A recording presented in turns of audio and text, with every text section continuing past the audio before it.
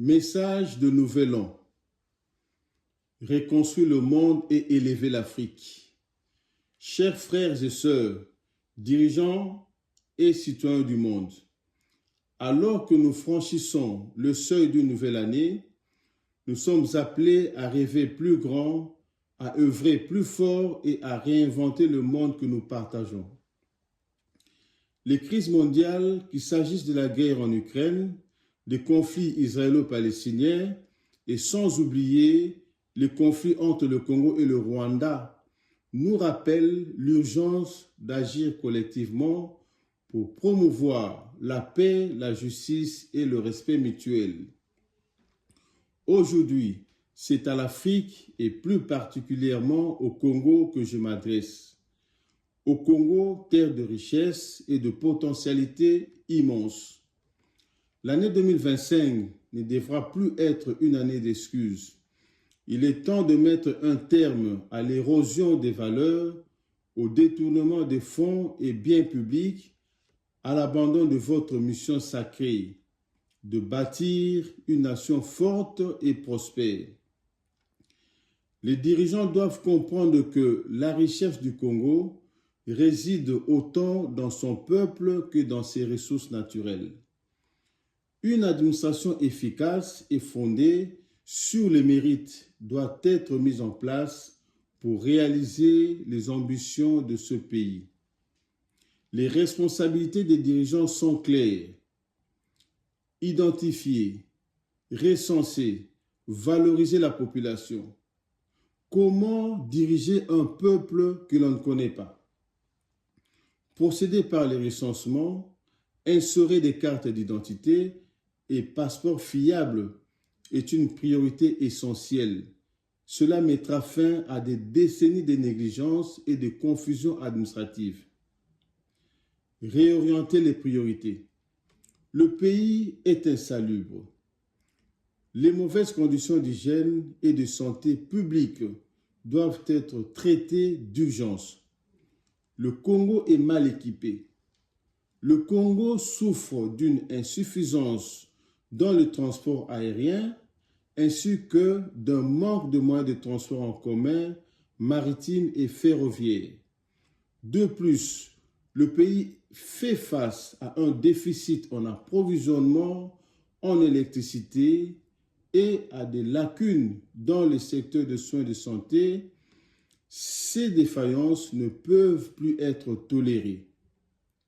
Le Congo est sous-développé. Les infrastructures sont en retard dans la capitale, ville de Kinshasa. Pire encore, dans les provinces par rapport aux besoins de la population. Le Congo est négligé.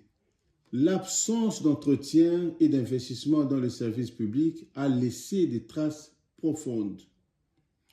Le taux de chômage élevé.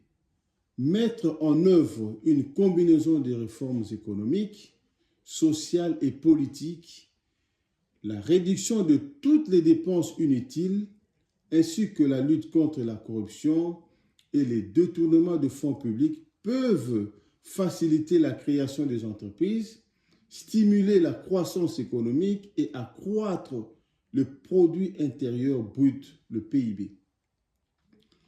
Renforcer l'armée pour préserver les valeurs de la nation. Recruter des jeunes chômeurs pour le service militaire afin de constituer une armée solide, capable de protéger et de stabiliser les intérêts de la nation. Je tiens à vous rappeler que la population n'a plus besoin de promesses vides. Chaque franc doit être consacré à construire un Congo durable et prospère. Mettre fin à la corruption.